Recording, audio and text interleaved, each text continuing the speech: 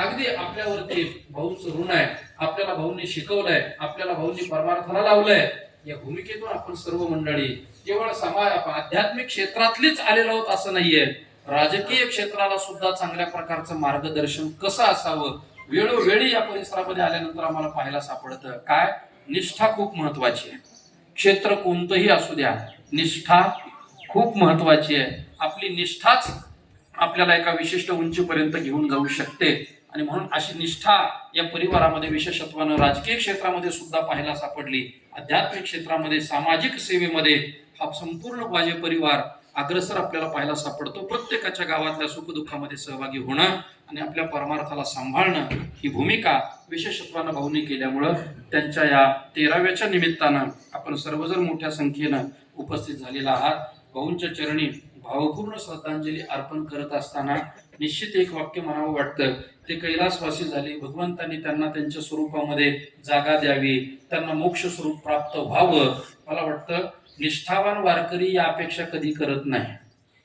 निष्ठावान वारकरी कधी करत नाही मला मोक्ष स्वरूपाला कधीच करत नाही. उलट तो पुन्हा जन्माला येण्याची अपेक्षा करणार, पुन्हा जन्माला. आणि दुसरे ज्ञानोबा यांच्या भाषेमध्येच बोलायचं झालं, काय होतं कधी कधी बरेच जण श्रद्धांजली वाहताना असे वाहून जातात. त्या शब्दाचा गर्भित अर्थ माहीत नसतो, बरेच वाहून जातात. ऐका, भगवत भक्ताचं जीवन म्हणजे ज्ञानोबा सांगतात, मरणा आईलीच कडे मज मिळवून गेले पुढे, ते मरणे आणि तिकडे जातील केवी.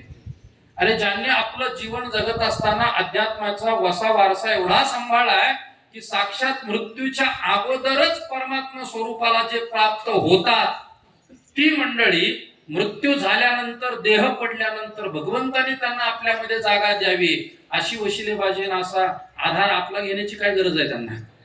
भाऊंचा परमार्थ हा अगदी इथं सगळ्यांना दीपस्तंभासारखा प्रकाशमान दिशा देणार आहे. आणि म्हणून परमात्मा स्वरूपाच्या ज्ञानोबरांच्या चरणी, पांडुरंगाच्या चरणी पहिलंच ते जीवन समर्पित झालेलं जीवन आहे. म्हणून त्या जीवनाला कोटी कोटी प्रणाम, धन्यवाद देतो. त्यांच्या चरणारविंदी अंतःकरणपूर्वक नतमस्तक होतो आणि माझी ही वाङ्मयीन सेवा याच ठिकाणी थांबवतो.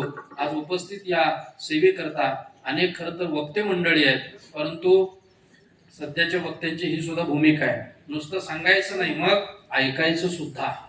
आणि म्हणून अगदी आपल्या पुणे जिल्ह्याचे नवे वारकरी संप्रदायाचे असे असणारे भूषण